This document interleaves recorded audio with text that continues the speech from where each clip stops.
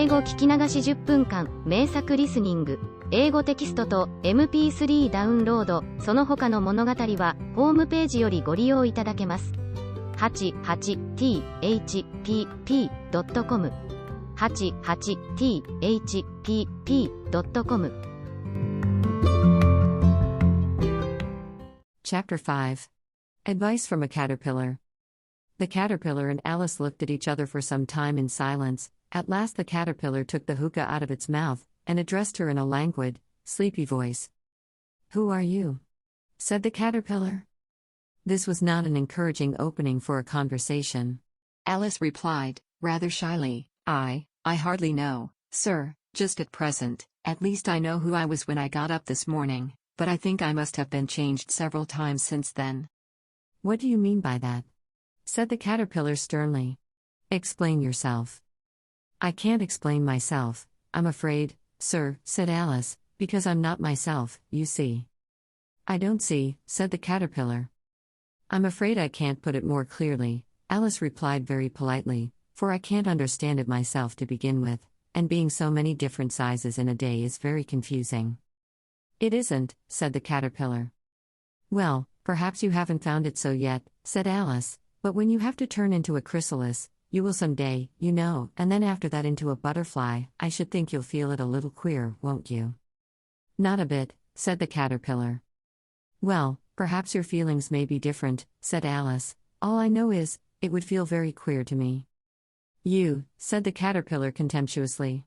"Who are you?" Which brought them back again to the beginning of the conversation. Alice felt a little irritated at the caterpillars making such very short remarks, and she drew herself up and said, very gravely, "I think, you ought to tell me who you are, first." "Why?" said the caterpillar. Here was another puzzling question, and as Alice could not think of any good reason, and as the caterpillar seemed to be in a very unpleasant state of mind, she turned away. "Come back," the caterpillar called after her. "I've something important to say." This sounded promising. Certainly, Alice turned and came back again. "Keep your temper," said the caterpillar. "Is that all?" said Alice, swallowing down her anger as well as she could. "No," said the caterpillar. Alice thought she might as well wait, as she had nothing else to do, and perhaps after all it might tell her something worth hearing. For some minutes it puffed away without speaking, but at last it unfolded its arms, took the hookah out of its mouth again, and said, "So you think you're changed, do you?"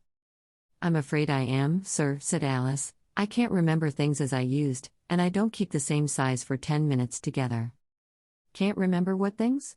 said the caterpillar.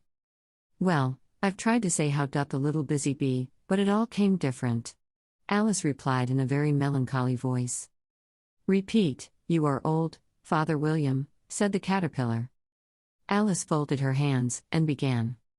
"You are old, Father William," the young man said. "And your hair has become very white. And yet you incessantly stand on your head. Do you think, at your age, it is right?" "In my youth," Father William replied to his son, "I feared it might injure the brain. But, now that I'm perfectly sure I have none, why, I do it again and again." "You are old," said the youth, "as I mentioned before, and have grown most uncommonly fat. Yet you turned a back somersault in at the door. Pray, what is the reason of that?" "In my youth," said the sage, as he shook his grey locks, "I kept all my limbs very supple. By the use of this ointment, 1 shilling the box. Allow me to sell you a couple?" "You are old," said the youth, "and your jaws are too weak for anything tougher than suet. Yet you finished the goose, with the bones and the beak. Pray, how did you manage to do it?" "In my youth," said his father, "I took to the law, and argued each case with my wife. And the muscular strength, which it gave to my jaw, has lasted the rest of my life." "You are old," said the youth, "one would hardly suppose that your eye was as steady as ever.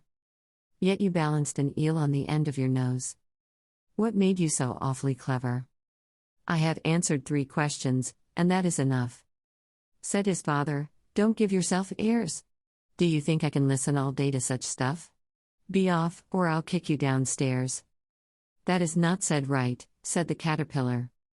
"Not quite right, I'm afraid, said Alice, timidly, some of the words have got altered. It is wrong from beginning to end, said the caterpillar decidedly, and there was silence for some minutes. The caterpillar was the first to speak. What size do you want to be? It asked. Oh, I'm not particular as to size, Alice hastily replied, only one doesn't like changing so often, you know. I don't know, said the caterpillar. Alice said nothing. She had never been so much contradicted in her life before, and she felt that she was losing her temper. Are you content now? Said the caterpillar. Well, I should like to be a little larger, sir, if you wouldn't mind, said Alice. 3 inches is such a wretched height to be. It is a very good height indeed, said the caterpillar angrily, rearing itself upright as it spoke. It was exactly 3 inches high. But I'm not used to it, pleaded poor Alice in a piteous tone. And she thought of herself, I wish the creatures wouldn't be so easily offended. You'll get used to it in time, said the caterpillar, and it put the hookah into its mouth and began smoking again. This time Alice waited patiently until it chose to speak again. In a minute or two the caterpillar took the hookah out of its mouth and yawned once or twice, and shook itself. Then it got down off the mushroom, and crawled away in the grass, merely remarking as it went, one side will make you grow taller, and the other side will make you grow shorter. One side of what? The other side of what? Thought Alice to herself. Of the mushroom, said the caterpillar, just as if she had asked it aloud, and in another moment it was out of sight. Alice remained looking thoughtfully at the mushroom for a minute, trying to make out which were the 2 sides of it, and as it was perfectly round, she found this a very difficult question. However, at last she stretched her arms round it as far as they would go, and broke off a bit of the edge with each hand. And now which is which? She said to herself, and nibbled a little of the right-hand bit to try the effect. The next moment she felt a violent blow underneath her chin. It had struck her foot. She was a good deal frightened by this very sudden change, but she felt that there was no time to be lost, as she was shrinking rapidly, so she set to work at once to eat some of the other bit. Her chin was pressed so closely against her foot, that there was hardly room to open her mouth, but she did it at last, and managed to swallow a morsel of the left-hand bit. Come, my head's free at last, said Alice in a tone of delight, which changed into alarm in another moment, when she found that her shoulders were nowhere to be found. All she could see, when she looked down, was an immense length of neck, which seemed to rise like a stalk out of a sea of green leaves that lay far below her. What can all that green stuff be? Said Alice. And where have my shoulders got to? And oh, my poor hands, how is it I can't see you? She was moving them about as she spoke, but no result seemed to follow, except a little shaking among the distant green leaves.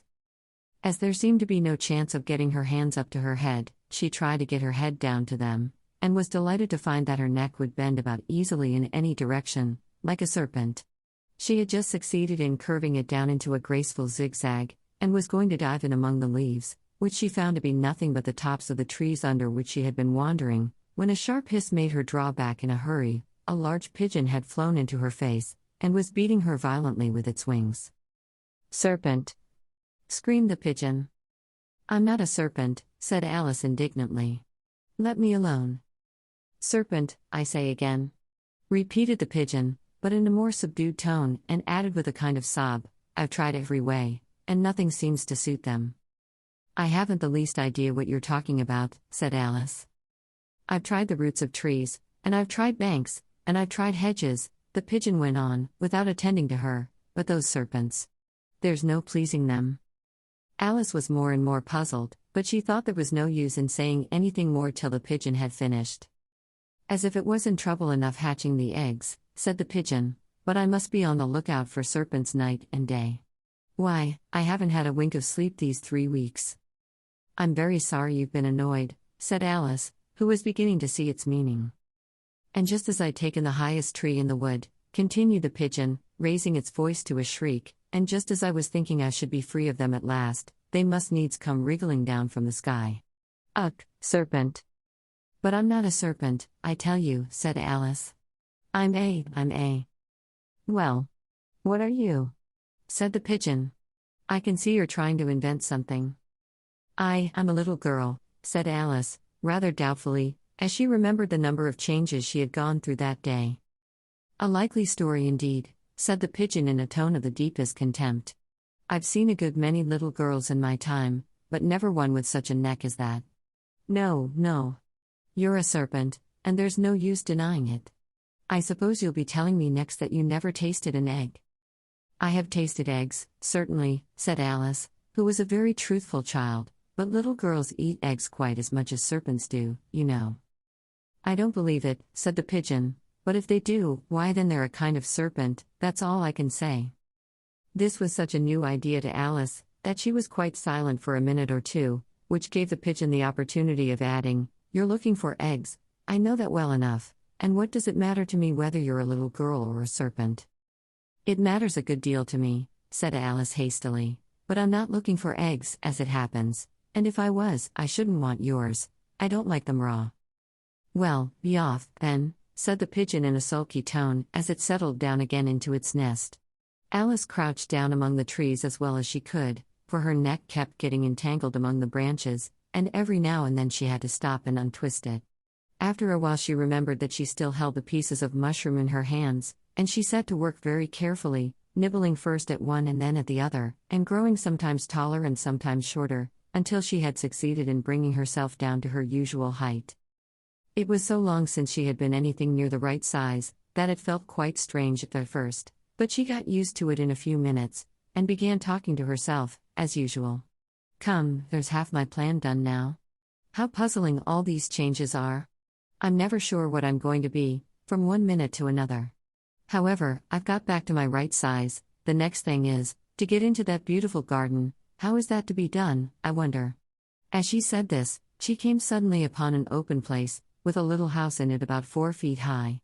Whoever lives there, thought Alice, it'll never do to come upon them this size, why, I should frighten them out of their wits. So she began nibbling at the right-hand bit again, and did not venture to go near the house till she had brought herself down to 9 inches high. Chapter 6. Pig and Pepper. For a minute or two she stood looking at the house, and wondering what to do next, when suddenly a footman in livery came running out of the wood. She considered him to be a footman because he was in livery, otherwise, judging by his face only, she would have called him a fish, and rapped loudly at the door with his knuckles. It was opened by another footman in livery, with a round face, and large eyes like a frog, and both footmen, Alice noticed, had powdered hair that curled all over their heads. She felt very curious to know what it was all about, and crept a little way out of the wood to listen. The fish footman began by producing from under his arm a great letter, nearly as large as himself, and this he handed over to the other, saying, in a solemn tone, for the Duchess. An invitation from the Queen to play croquet. The frog footman repeated, in the same solemn tone, only changing the order of the words a little, from the Queen. An invitation for the Duchess to play croquet. Then they both bowed low, and their curls got entangled together. Alice laughed so much at this, that she had to run back into the wood for fear of their hearing her, and when she next peeped out the fish footman was gone, and the other was sitting on the ground near the door, staring stupidly up into the sky. 英語聞き流し10分間、名作リスニング。英語テキストと MP3 ダウンロード、その他の物語は、ホームページよりご利用いただけます。88thpp.com 88thpp.com